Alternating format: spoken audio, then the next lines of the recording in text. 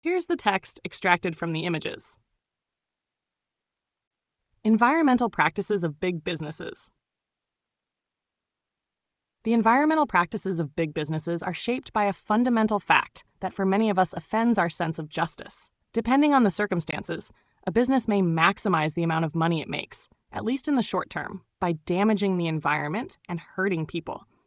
That is still the case today for fishermen in an unmanaged fishery without quotas, and for international logging companies with short-term leases on tropical rainforest land in places with corrupt officials and unsophisticated landowners. When government regulation is effective and when the public is environmentally aware, environmentally clean big businesses may outcompete dirty ones. But the reverse is likely to be true if government regulation is ineffective and if the public doesn't care. It is easy for the rest of us to blame a business for helping itself by hurting other people. But blaming alone is unlikely to produce change. It ignores the fact that businesses are not charities, but profit-making companies, and that publicly owned companies with shareholders are under obligation to those shareholders to maximize profits, provided that they do so by legal means. U.S. laws make a company's directors legally liable for something termed breach of fiduciary responsibility if they knowingly manage a company in a way that reduces profits. The car manufacturer Henry Ford was in fact successfully sued by shareholders in 1919 for raising the minimum wage of his workers to $5 per day. The courts declared that, while Ford's humanitarian sentiments about his employees were nice, his business existed to make profits for its stockholders. Our blaming of businesses also ignores the ultimate responsibility of the public for creating the conditions that let a business profit through destructive environmental policies.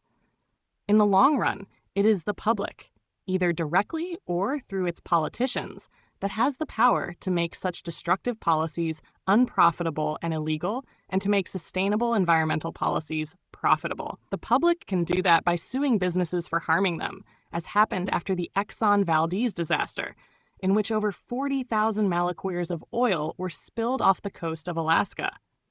The public may also make their opinion felt by preferring to buy sustainably harvested products, by making employees of companies with poor track records feel ashamed of their company and complain to their own management, by preferring their governments to award valuable contracts to businesses with a proven environmental record, and by pressing their governments to pass and enforce laws and regulations.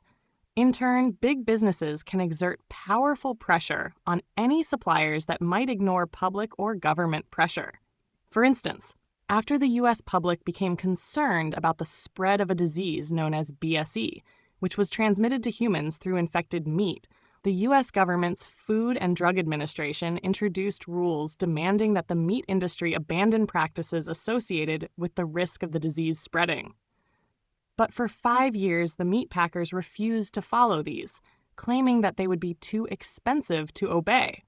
However, when a major fast food company then made the same demands after customer purchases of its hamburgers plummeted, the meat industry complied within weeks. The public's task is therefore to identify which links in the supply chain are sensitive to public pressure, for instance, fast food chains or jewelry stores, but not meat packers or gold miners. Some readers may be disappointed or outraged that I place the ultimate responsibility for business practices harming the public on the public itself. I also believe that the public must accept the necessity for higher prices for products to cover the added costs, if any, of sound environmental practices.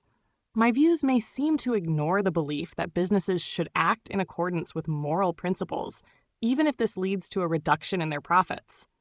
But I think we have to recognize that, throughout human history, in all politically complex human societies, government regulation has arisen precisely because it was found that not only did moral principles need to be made explicit, they also needed to be enforced. To me, the conclusion that the public has the ultimate responsibility for the behavior of even the biggest businesses is empowering and hopeful, rather than disappointing. My conclusion is not a moralistic one about who is right or wrong, admirable or selfish, a good guy or a bad guy. In the past, businesses have changed when the public came to expect and require different behavior, to reward businesses for behavior that the public wanted and to make things difficult for businesses practicing behaviors that the public didn't want. I predict that in the future, just as in the past, changes in public attitudes will be essential for changes in businesses' environmental practices.